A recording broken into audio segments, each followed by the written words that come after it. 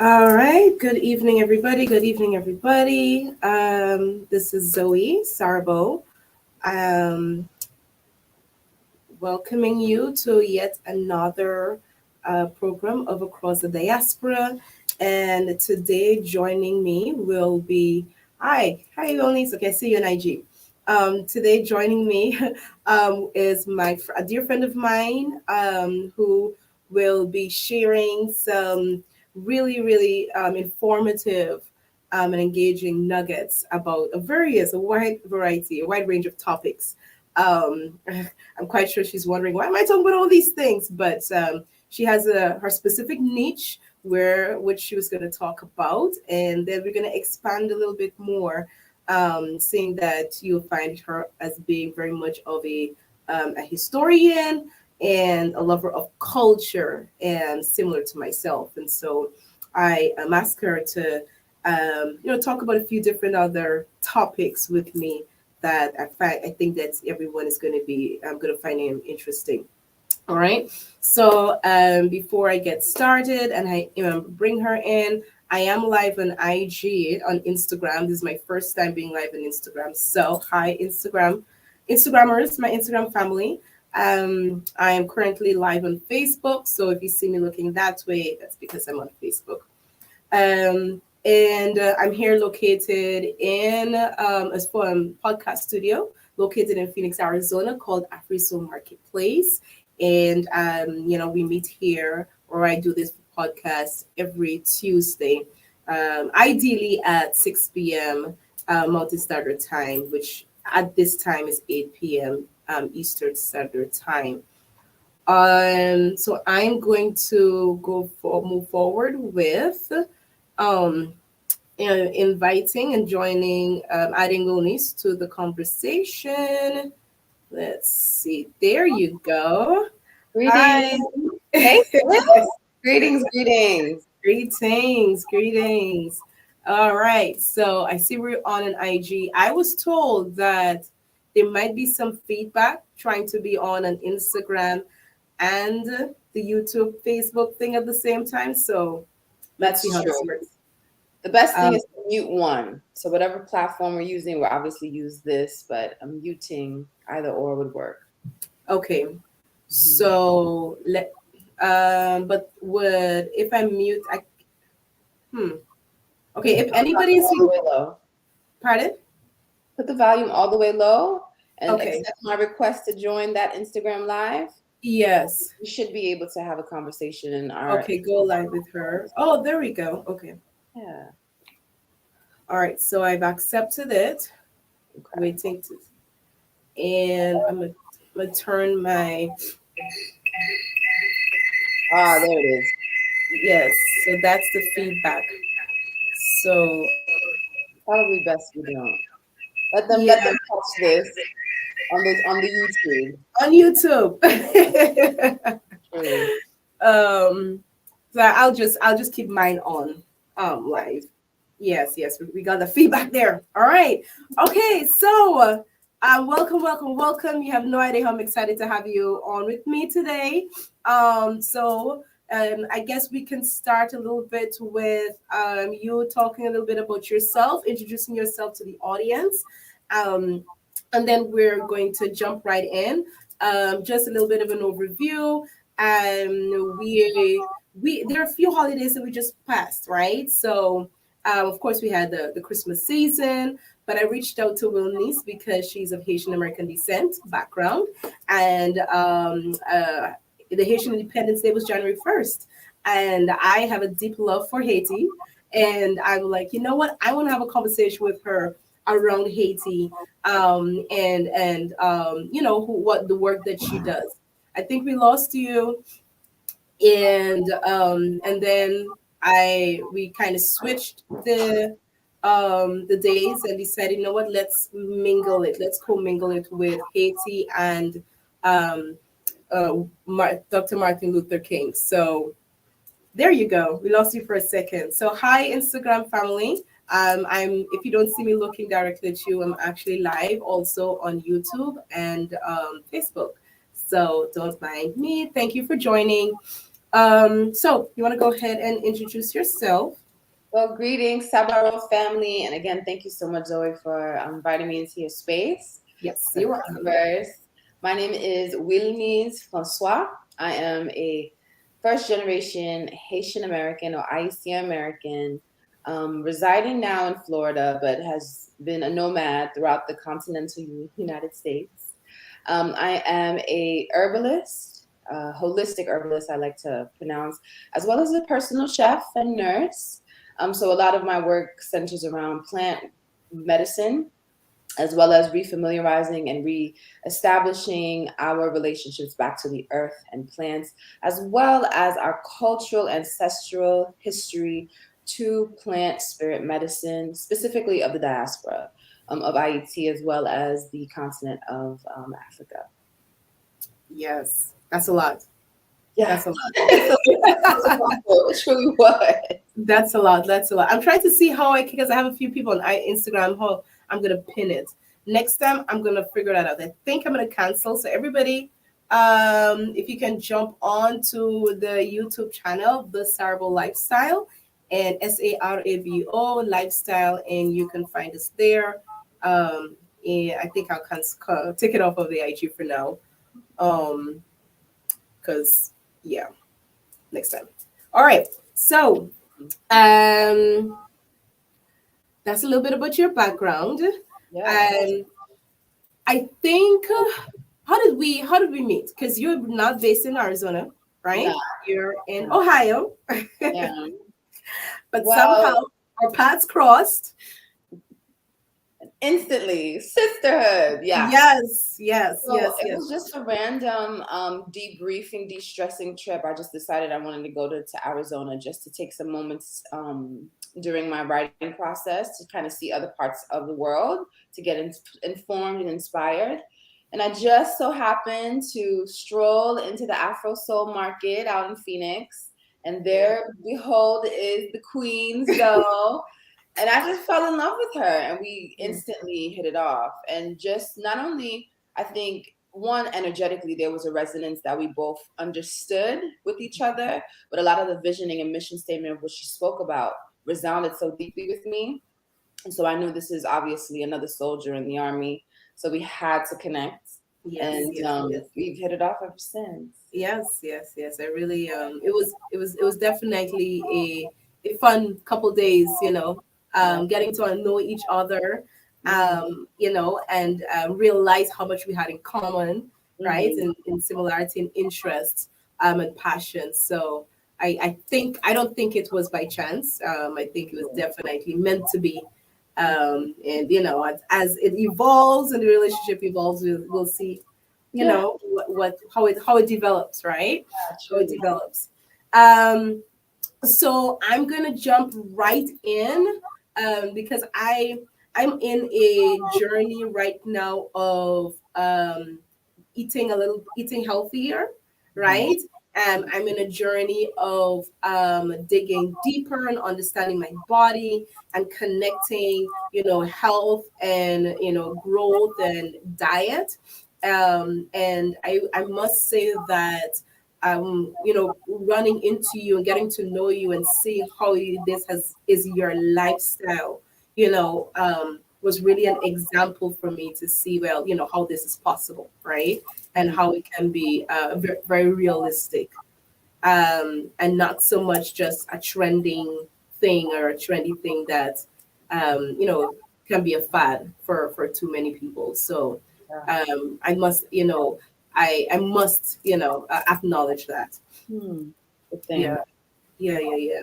So my journey into, I guess, reclaiming or acknowledging myself and my sovereignty really over my body. That's what I look at it. I think the whole lifestyle shift is just a space of sovereignty.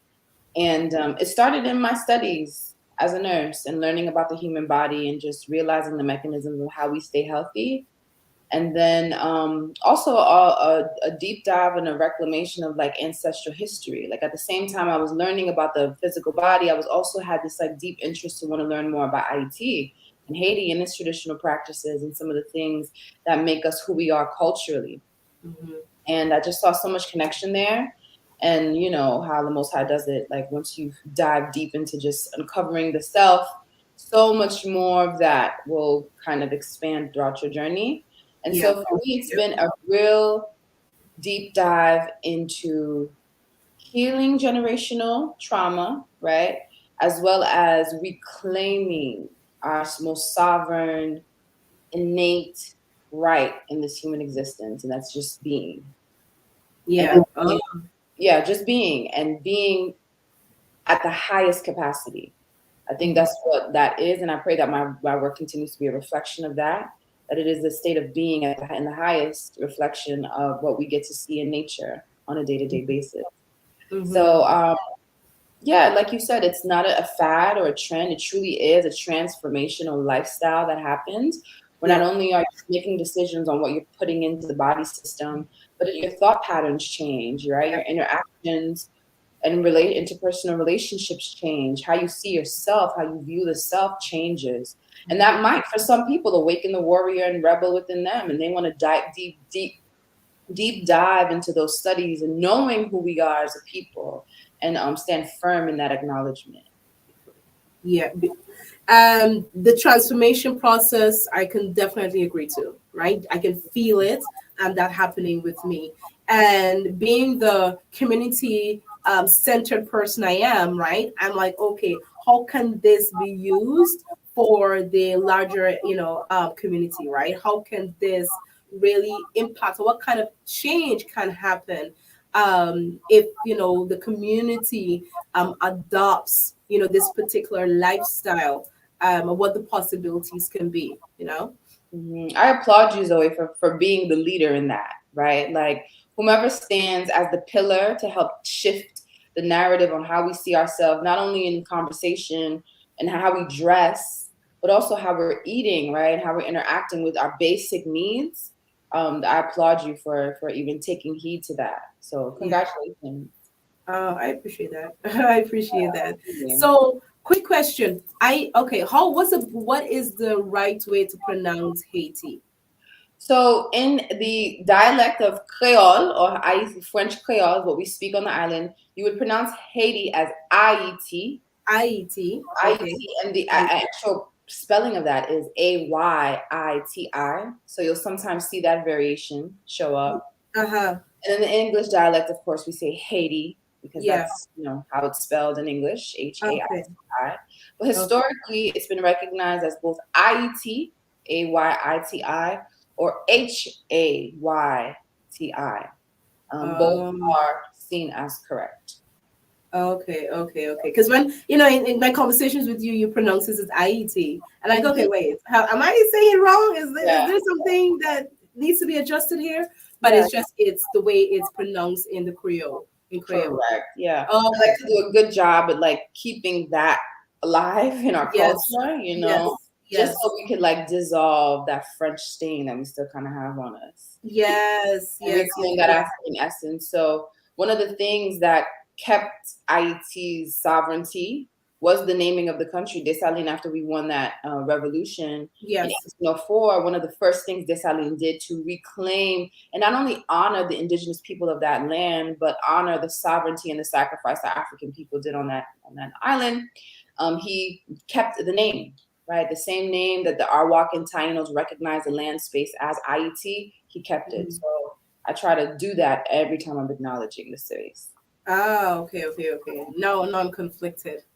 I'm like, oh, Nice. Haiti or Haiti. Yeah, yeah. Well, you speak English, so Haiti would be that, but Haiti is just how we would say it in Creole. It's okay, okay, okay. So clear that up so that as we continue the conversation, right? For those who are you're joining and listening in Creole, it's pronounced Haiti, right? Awesome. So let's talk. You mentioned Dessalines. Dessalines? How did Yes. okay, make sure I pronounce his name correctly. Mhm. um and he's played such a huge role, right, in Haiti's fight for freedom, right? Mhm. Haiti becoming an independent nation, the first African independent nation in the new world in the West, right? Mhm. And I want to talk a little bit about why is it that we do not know enough about Haiti, Mm, right? And that history and that past and how important it is that you know we were able to like the role in which basically Haiti and Haitians played in us gaining some freedom, the other nations, African nations gaining freedom. mm. Well, as they've done with many other stories within our Pan Africanist history, Yeah, the staining of Haiti is a constant reminder to colonizers the power that we hold, right? And so the whitewashing that happened in Haiti's history was to again silence and kind of silence and demonize the African image, right? We were the first not only to regain freedom yeah, in the African mind space, but we lent that ideology of freedom all throughout the Caribbean, as well as even here in the West, in the United States, in spaces of Latin America like Brazil, Cuba, Venezuela. We came here into spaces like Georgia and the likes. And so I grew up here in the West, right? So I'm an American born of two immigrant Haitians or Haitian. And if it weren't for the rearing that I got at home, I in the school system, I never would have received any knowing or knowledge of IT except that it was once known as the Pearl of the Antilles. That's the only form of education we received. Because if uh, we as a people understood and knew that yep, something so recent, right? 219 years ago, a group of peoples came together and was able to formulate a plan to then overthrow one of the largest, you could say, conquering powerhouses in the world at that yep, time, right? A yep, group of African and indigenous people were able to overthrow and regain their kingdom, right, and reclaim the sovereignty of that land. I mean, I think we as a people would have a different perspective of who we are generally. And yeah, so, we all know the reasonings, right? I don't think that's something we have to like dictate anymore. It's very obvious. But now I think it's our job, specifically in this generation, for us to unearth those stories and give claim to a lot of the things that allowed for us to be in these spaces that we're in today, right? mhm, Dessalines is one of the most pivotal characters within that space, and he was birthed from the minds of General Toussaint Louverture and nurtured by the women on that island, Aunt Toya, who played a pivotal role in shaping the mind of Dessalines so that he can become the victor and gain Haiti's freedom.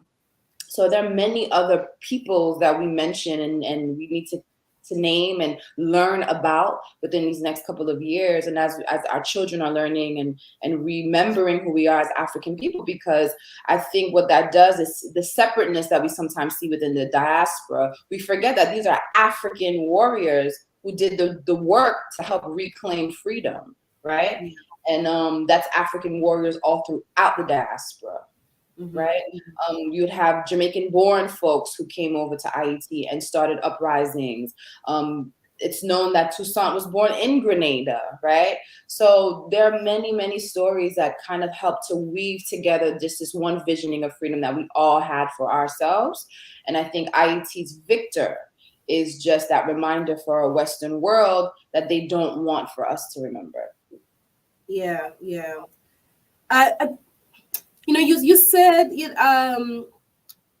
the reasons why they don't want us to know the story for reasons why we all know, right? But I think we should kind of touch on that Yeah, because the more I did my readings today, the more I was felt like mind blown, right? Because I did not realize how many battles that they won right. against the Europeans, right? The Mhm. French, the Spaniards, right? The British, and so the mere fact that they were able to be successful against three European nations, Mhm. right? And on top of that, when they were able to claim their independence, right, proclaim their independence, and then the steps they took, right, to remove the remaining whites on the island, Mhm. right? I think the understanding of Africans across the Caribbean right? Knowing the possibilities that are even happening would have had tremendous impact. And I think they were scared of that information being, shared out there. For sure. I mean, that's, you hit it on the nail. The fear that the white European has on the, Amos Wilson puts it, the psychological awakening of African people, Yes. realizing the self, is the greatest fear to the white European, right? And so, Self-realization. right, exactly. So it's not by happenstance or something that just blew under the rug. It's very strategic the way in which we were kind of vilified and robbed of our history. Yeah. Right. There are many, I would like to say, many Haitian American children, if they don't receive this rearing in the home, don't know just how long the battle was, right? It was a 13-year victor, right? After 13 years of battle, and like you said, Yes. three conquering European nations all ran through that island and all got overthrown one by one by a group of African people putting Yep. their heads together with no weaponry, no artillery, no army in some cases, in some Mhm. instances, but by the power of their innate will and their spiritual understanding, Yep. they were able to overthrow and again regain sovereignty of the body system, and just our right as people on this planet to be free and liberated. So the European construct to consistently allow the African to kind of have this destabilized amnesia is just their way of staying in power, Yep. right? And Yes. and that's that. And the more and more we allow that to happen in our communities, the more we become destabilized and disempowered as people. So we Mhm. need these reminders. Like, a historical reference is so important because they're reminders for us to remember that. I know they love to coin epigenetics as a field of study now, right? That they Mhm. understand that environment and our ancestral unknowing is what dictates the hormonal and DNA structure we hold today. Well, if that's the case that they understand, then we as a people need to remember these stories so that we can tap into some of this information so that we could then bring it into our personal communities and liberate our people one by one. I think that's what's key. Well, let's talk about remembering, right? Because I'm gonna get a little frustrated, not frustrated, but a little excited at this point, right? Let's talk Hmm. about remembering because as I mentioned at the beginning, right? I'm going through a transformation right now, right? I'm going through a process, spiritual and all that, and as I become more aware and become more conscious of knowledge of self. I feel this awakening that's happening, right? And it becomes clear to me how how we are so trained as a people to Hmm. be so repulsed by our history and who we are as its Hmm. core, Right. right?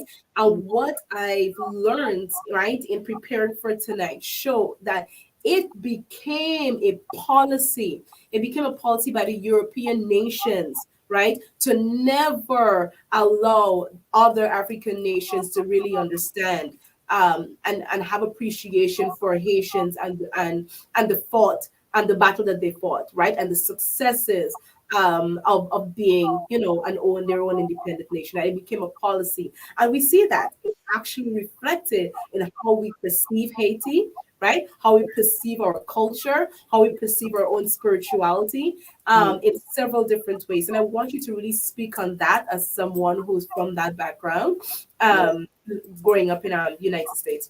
Oh, definitely. So I grew up in the 90s, correct? And I might be showing my age, right? And I That's grew all up right. in an era, I grew up in New York City, in Brooklyn, where we were surrounded by the diaspora. We were surrounded by family, folks from Jamaica, Haiti, Trinidad, the likes. And there was I have a distinct memory of being ashamed to Yeah. be named and targeted as being Haitian or even African for that matter, right? And so I love to quote Dr. Amos Wilson in this sense, where he says, when we're filled with self-hate, we're trained and conditioned to reverse the mind, right? That means you'll start to love the things that are meant to destroy you as a person, right? Hmm. So teaching us to self-hate the African image or the Haitian mind meant that I had a love or a liking to the things outside of the self. that empowered them to stay within a space that could help condition their branding, condition the way I consume things in the world, condition the things that I bought, and which then stunted my growth and progress as an Yeah. African being. Um, they have done a number to the African mind, and we hear many of our notable scholars talk about this, how it's the psychological damaging that created the disdain that we have for ourselves, that thus has created the systems that we see in place now that's being held up by capitalism, right? They taught us how ugly our hair looks in a natural state, how our skin is not desirable, how our bodies aren't desirable to the naked eye, how the knowing of who we are, the things that we eat on a day-to-day basis isn't something that's seen as nutritious or nutrient dense or even desirable, right?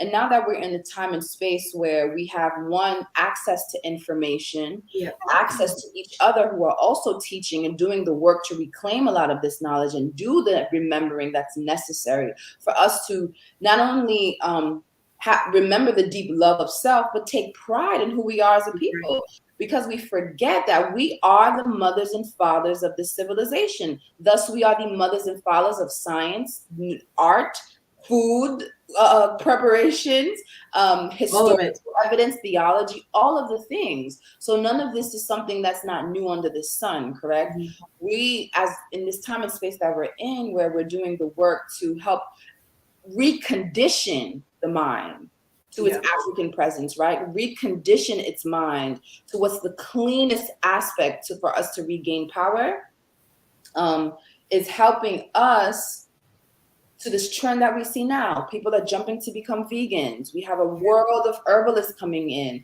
world of theologists and sociologists and historians coming out and doing the work necessary for us as a people to continue this remembering, because we have to remember through the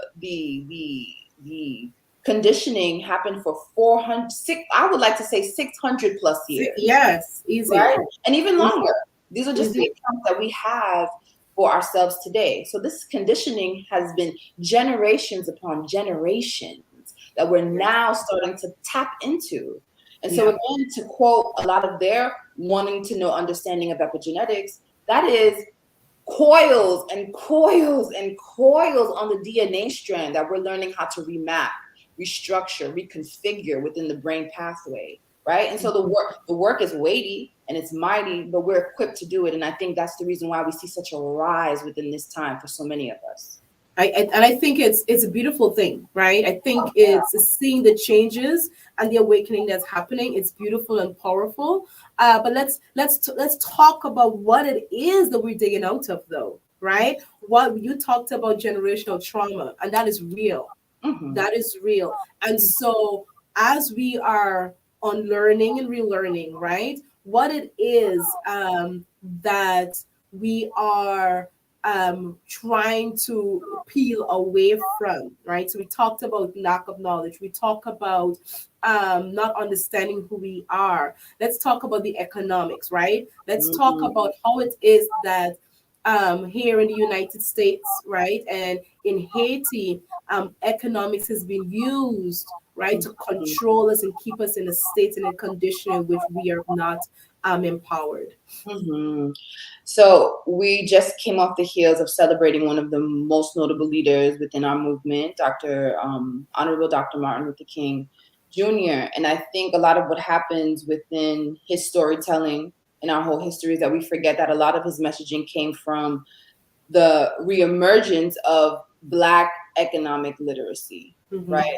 I mentioned earlier within our conversation that Haiti was once named the pearl of the Antilles because there was so much wealth coming from that island, Yeah, right?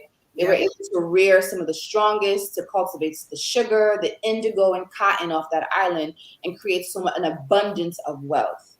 And so we as a people know this is something that we all are very privy and cognizant of, that we come from a lineage of wealth, a lineage of abundance, not only what's reflected to us in nature, but just what we were able to build in our empires and civilizations throughout history. One of the staining of the transatlantic that created this discord that we have with our own personal economics, specifically in our community, is our relationship to capital and our relationship to money. we have become so destabilized, and I would say even stunted in our growth with how we even approach capital wealth and our economic relationships to one another. And that has been the core of how they've been able to infiltrate our communities and keep us at a state where we're in constant need of, one, their validation and their monies in order for us to be seen as vilified as a people, right? Mm. Um, Dr. King constantly within his talks, and I know we love to see him as one of the fathers of preaching love and having a dream, but a lot of his work centered around the idea of bringing back the education of Black wealth back into conversation, right? He constantly made mention to our 40 acres and a mule that we needed to have reprimanded to us, right? And reparation work, and how a lot of white Europeans will come into this to this land and be given some of the things that were taken away from our ancestors of this landmass, right? Yep. Um, and we're kind of stripped away from who we are as a people, expecting to build. You know, like how could you expect a man with no bootstraps to tie up his shoes? It's impossible for us to think that way. Mhm. So, and in conversations, we love to romanticize what our leaders were teaching us, but the core and the fabric of what they constantly pushed, if we did some more of the digging, was our relationship to how we can build an economic chamber that would keep us in a space where we were not in need of one another. I want to say that that is an African concept that we know. And those of us in the Caribbean held on to that, right? We have these small little innuendos within our cultural understanding, things like susu, where we understand the bartering and trading and the community of money Yes. exchanges that Yes. happen solely in community without the interference of any form of governance, right? Yes. And we build our own governing aspect on how we move with capital. And that has completely been stripped in the at least in the, I want to say, African American concept of how we move with capital, right? We held on to it in the Caribbean a little bit better because I think because we were able to free ourselves and hold on to a little bit more cultural reverence.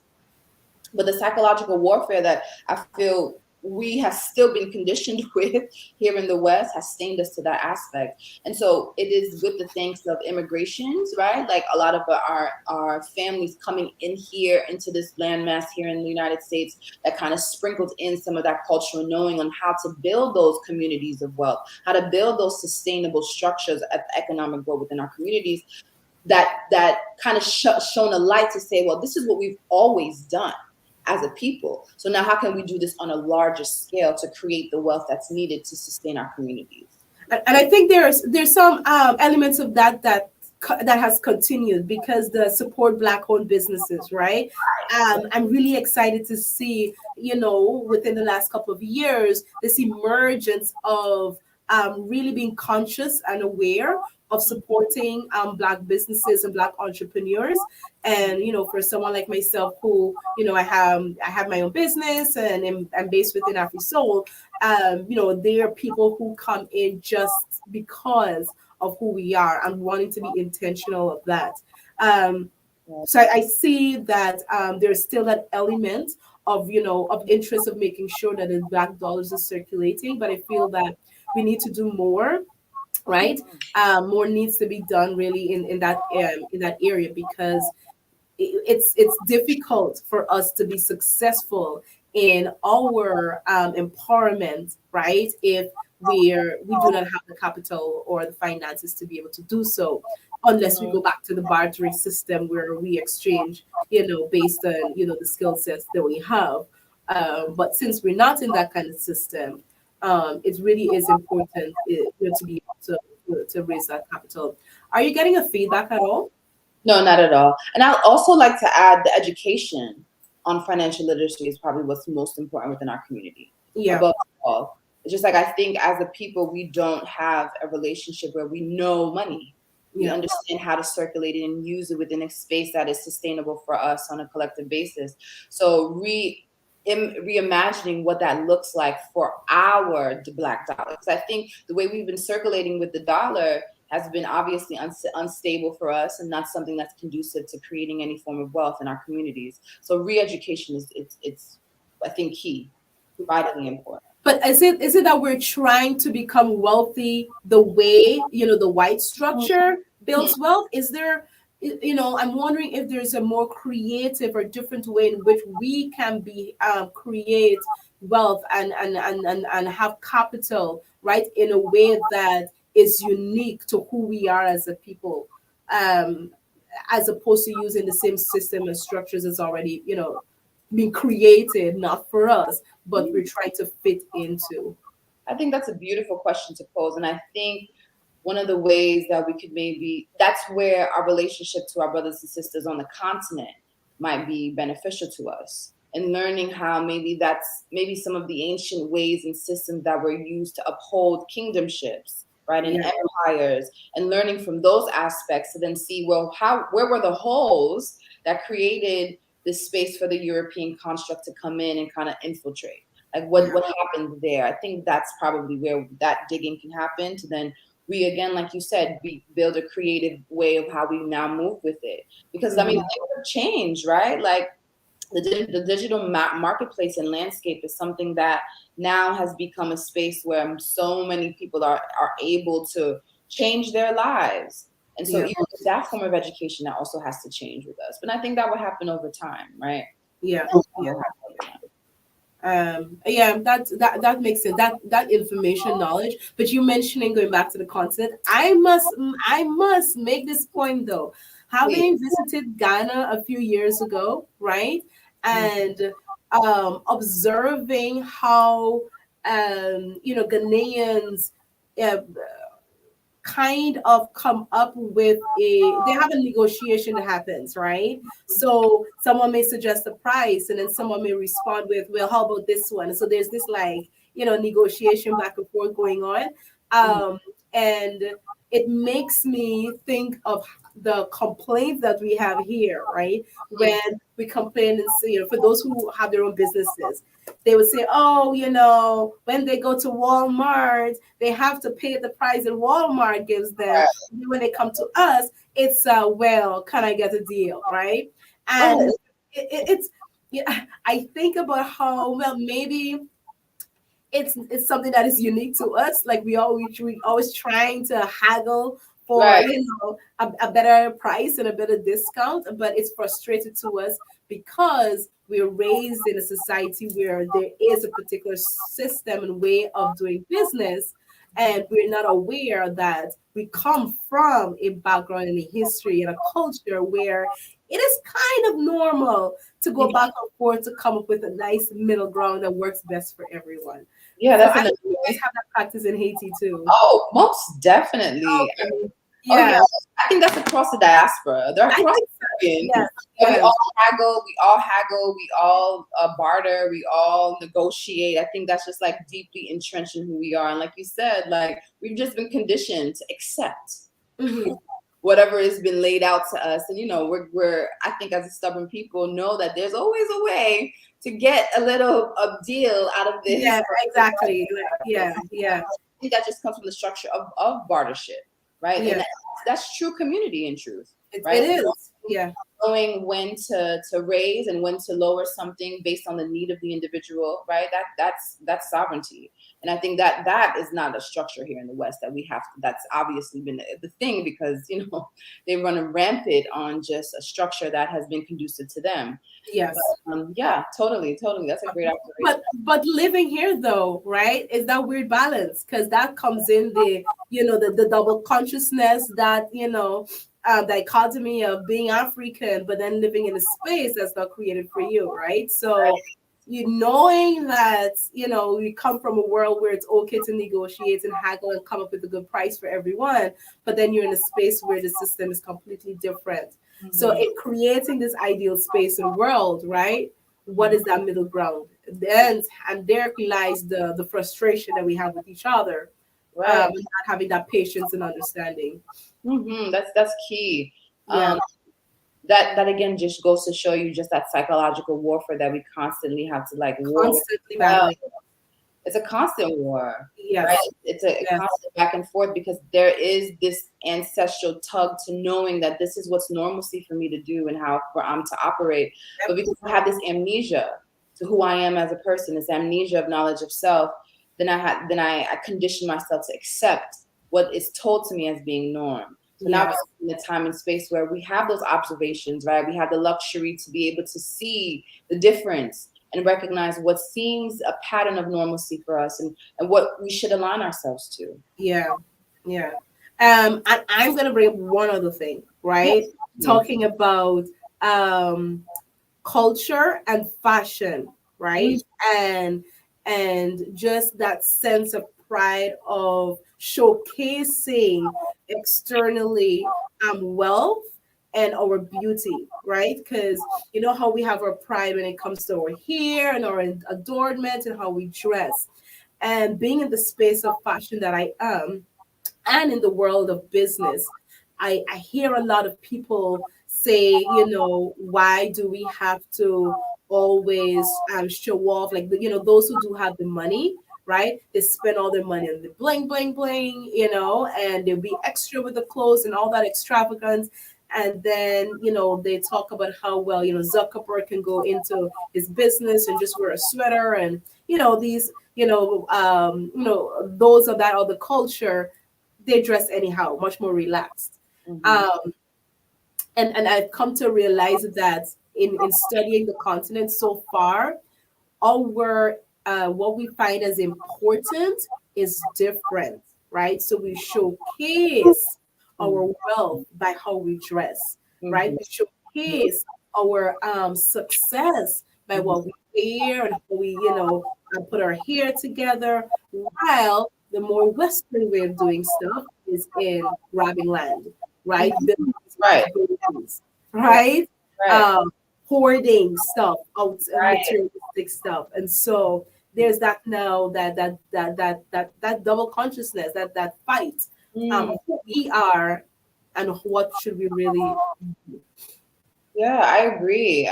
Again, that's that cultural amnesia we're all suffering through. And I love the term that you use, the double consciousness. We're Yeah. constantly moving back and forth between those two because we forget that we are descendants of kingdoms, Mm-hmm.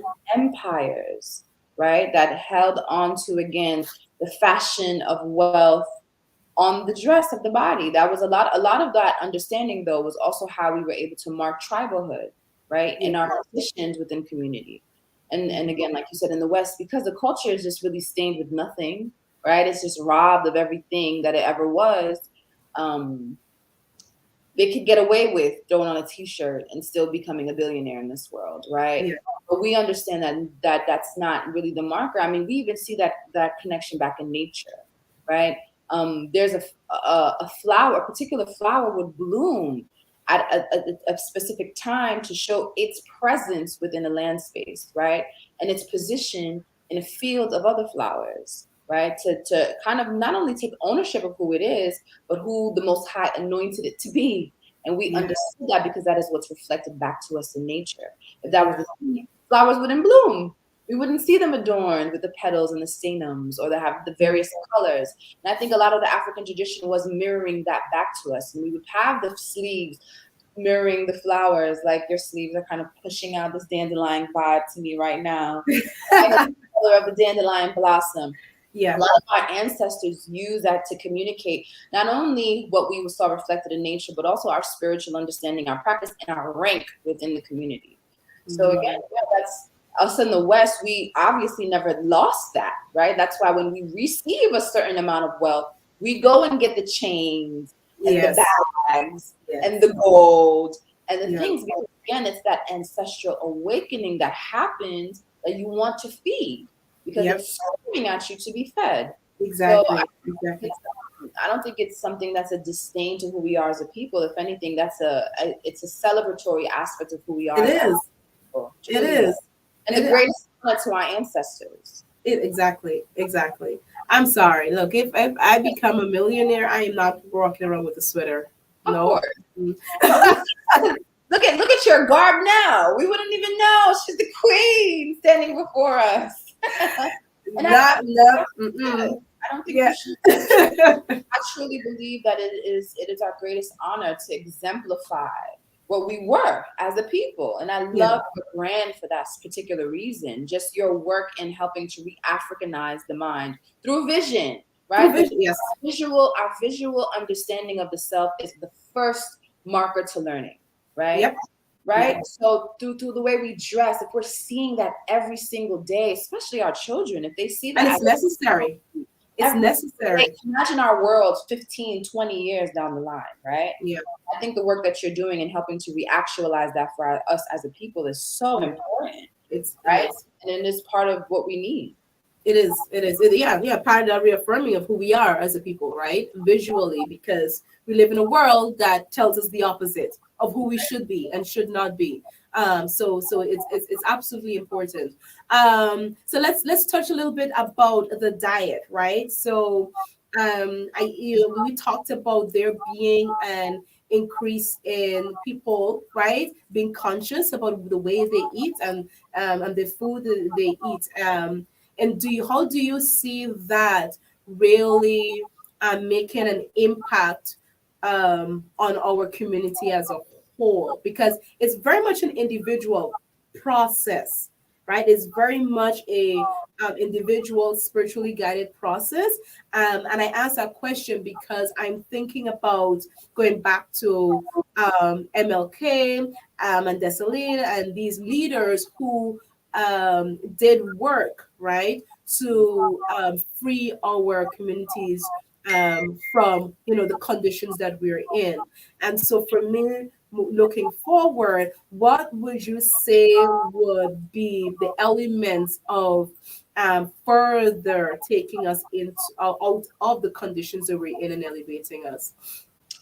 I think every generation has a job, right? Yeah, yeah, And helping to reawaken consciousness for us as a people. And I think our generation is to do just that.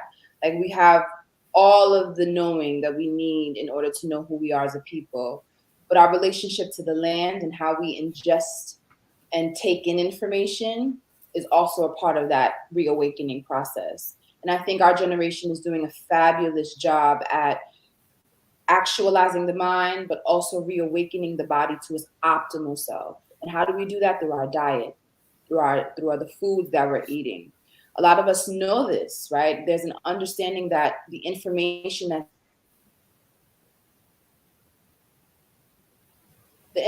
that's sitting with plant material is the information that we then ingest, and that creates the new cells and the new hair strands and the new nails and the new skin that we get to embody, as well as the new pathways within the brain cell, right? Our ancestors were stripped from that knowing and knowledge through this, through the atrocities that happened through those trading routes, right? And yeah, because of that strip, there still was a knowing that they needed the sustenance that they had in their homes for them to stay well. And that's why we had our mothers and grandmothers and aunts and uncles braiding the seeds into their hair, because they knew that they were leaving the thing, the plants, the food, the nourishment that kept their families well and strong throughout generations. And so I don't think it's by happenstance.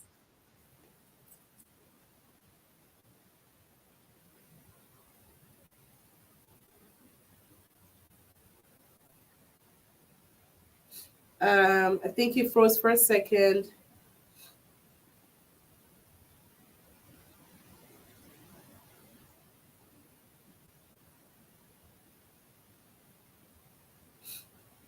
All right, I think she froze for a second. Let's see.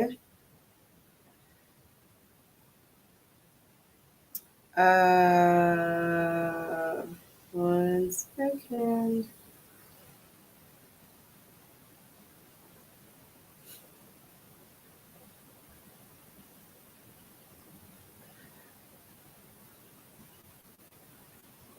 All right, let's see what's happening. So she saw my message. Hi everyone. So okay, she's jumped. We lost her for a second. So sorry. Oh, she's coming back on. There we go. There we go. There we Sorry. go. Yes, yes, yeah. What No, happened? no, the internet. Yeah, that's okay. But So I yeah, just you want to you stop that. talking about the hair. Yeah, the seeds, right? We're This planting, yes. with our seeds, with the plants that we need for nourishment.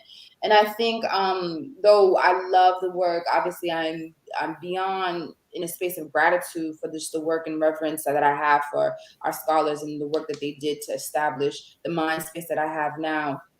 well, the key thing that they missed in a lot of the work was the health of the body system. Like if we don't Yes. have longevity to take care of the vessel that is keeping us here so that we can do the work in its highest, then the work is incomplete. And I think our job in this generation is helping to bridge that, right? And Yep. create the current so that those coming after us and preceding us has the ability to do the work in an even more elevated way. Yeah. And so us reestablishing the relationship that we have with food, us reestablishing the way in which the types of foods that we're ingesting and eating for the health of our body is key and so important to this fight, because this war that we're in has been infiltrated in every aspect, right? The foods that we're eating is not even the foods that we're being Terrible. told that is Exactly. food, right?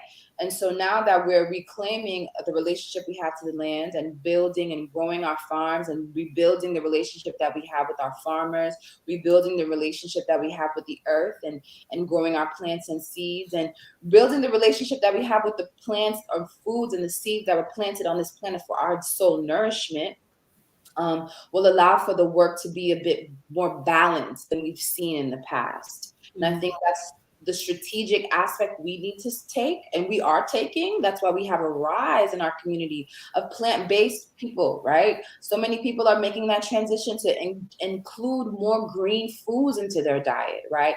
Eat more fresh, raw foods every day. Take those time to allow the body system to rest. Take those times to understand how the body system works, because we understand that we are in a fight that is every avenue, every road that you should take in order to be well is filled with traps to keep us stagnant on our journey. And so we have many leaders in the health and wellness space that are doing the work to help us reactualize who we are as a people. What did our ancestors do to stay well, healthy, and sound?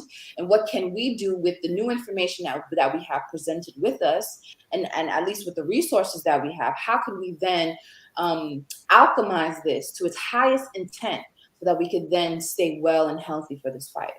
But now I don't think we know this though, right? I don't think um too many like oh there I think our community, we're so steeped in culture, right? What we're used to eating and what is around us.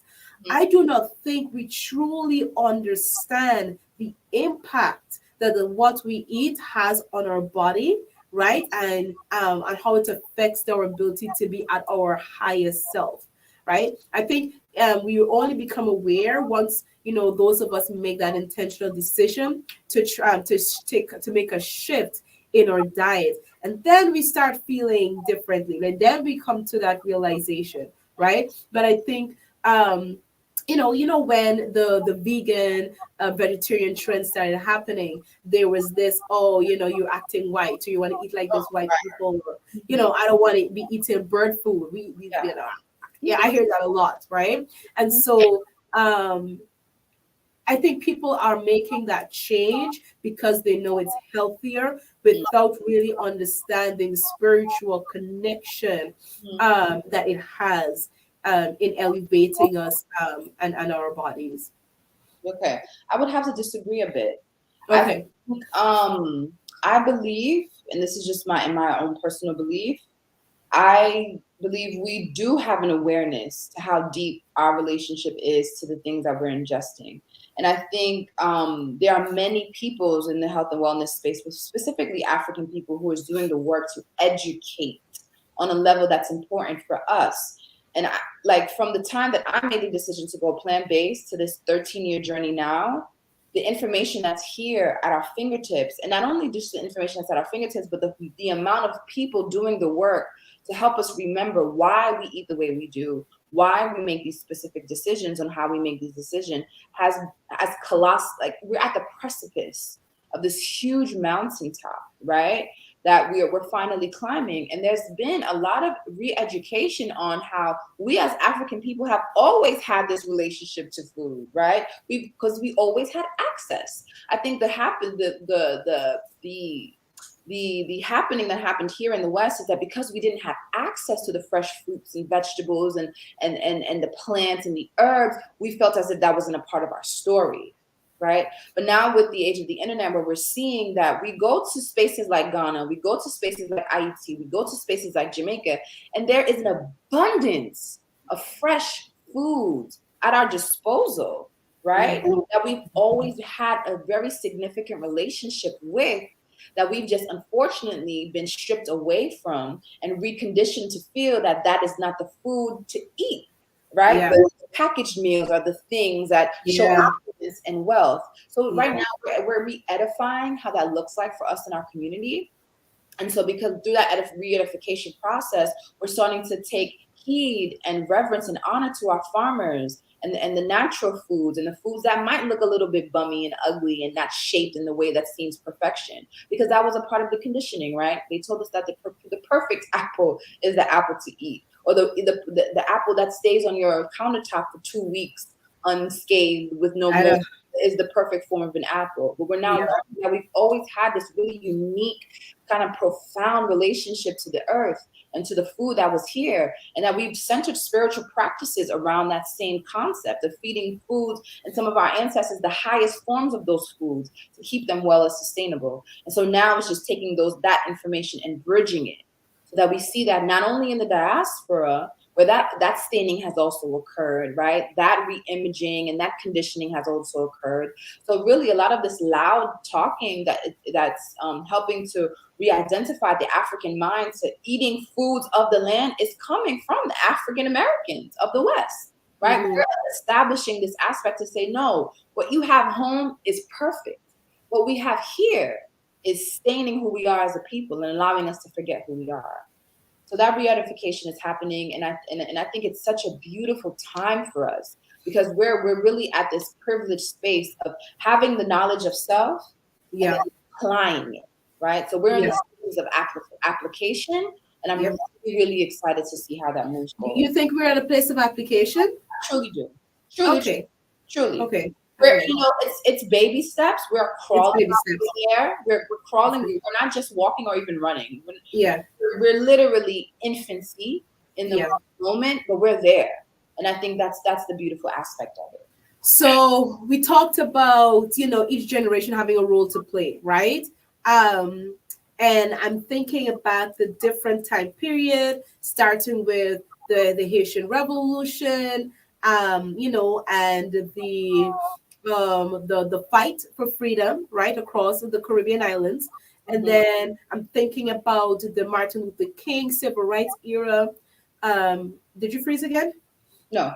Okay, yeah. So Martin Luther King civil rights era, and the more of the what was the term they used?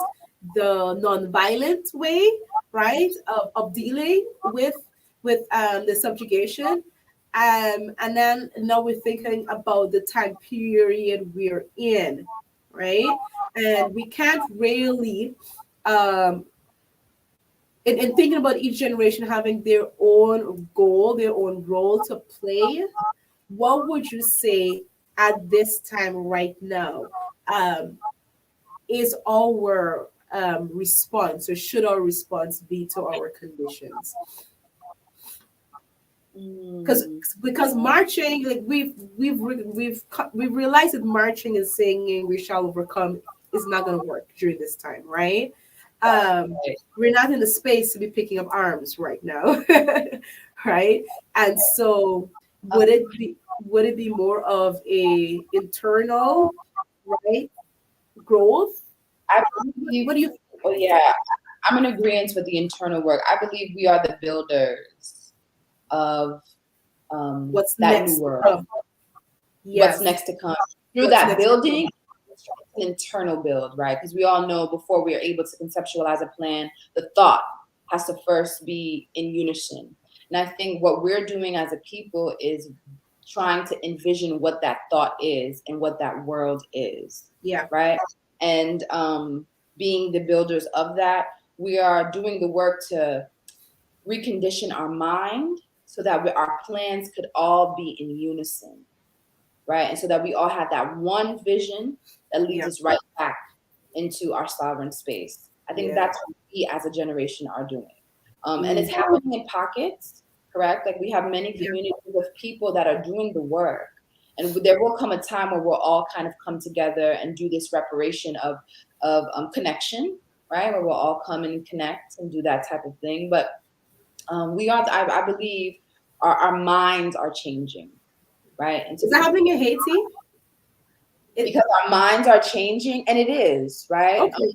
Because of the news that we see, it's propaganda, right? So you're gonna have one story that the media would want to push for the education of what's happening in IT, but the youth in IT's mind is changing.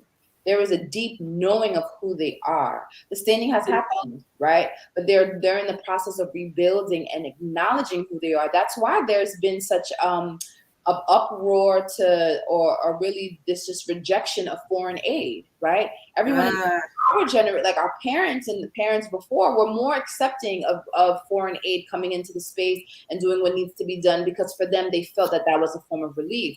But the yeah, youth of IT now understand that with the interference of any other power outside of themselves would only degrade their nation. yeah. They're doing what needs to be done to exit those folks out.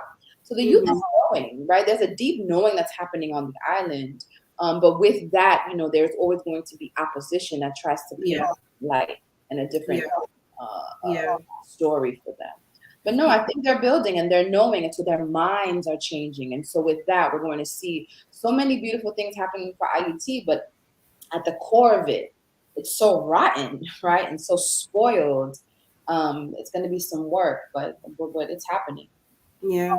No, that that's really good to hear. I'm really really pleased to hear that. That in a way, I feel as though for those of us in the diaspora, Mhm. just like how the continent is a beacon for all Africans, right? They said that homeland needs to be in its powerful strength to be respected. I feel Haiti comes next. I feel that because of what Haiti is and who Haitians are, that history, that those of us in the diaspora can really be truly empowered, right, and uplifted once Haiti and Haitians regain, their strength and their sense of self and reconnect to who they are. And so hearing that really, really, really, gives me joy. It really Really does. I think that the sense of pride that's kind of like blanketing the island, right? The pride of being Haitian and knowing what that is has always been there.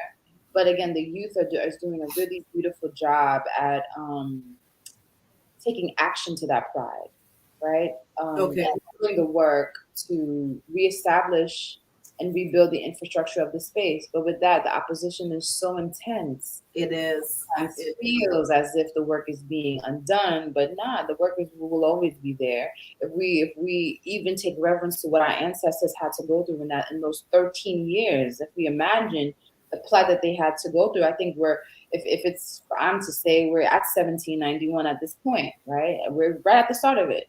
So in 13 years, let's see what we build with it's that. yeah, See what we yeah.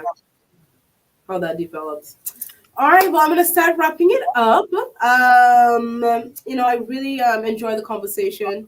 Because I was really trying to figure out how it is we can reimagine, what the work and the fight that our, foreparents did, right? That our ancestors did, that Martin Luther King did in this time and space. And I think what the conclusion that we've come to is that we are creating a whole new space and work, right, for that next step of elevation and empowerment for our communities.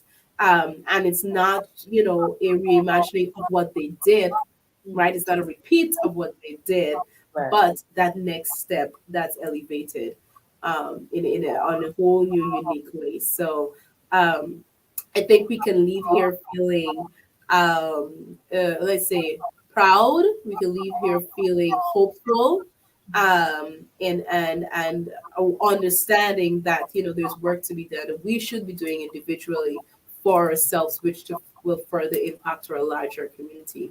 What are your last thoughts on Truly, that? I'm in full agreement with that. I think I always circle back to Toussaint in this reverence of knowing. Toussaint came in with knowing that he wanted to reclaim Haiti sovereignty and left right before the victor of the battle, but knowing that um, the end was to reclaim freedom for the island. So I think Yeah. we all, once we keep that knowing in the back of our head, that our job is not to see the final, the finality, the finale of this, but Yeah. all our individual works is for the greater collective. I think that's what helps us to move It, forward and just continue our work individually. I agree. yeah. Yeah. And do the research. Learn the information. Let's not allow the indoctrination that has been put on us to allow us to not have that sense of pride of who we are and what Haiti and Haitians have done. So I appreciate you. Thank you very much. Thank you for joining me. Likewise. And I always enjoy having these conversations with you. So I appreciate it. Thank you. Pleasure. Thank you for all the work that you're doing, and thank you for allowing me the space to talk about TK Yuna on my little island, Haiti. Yes, yes, yes, yes. Of course, anytime.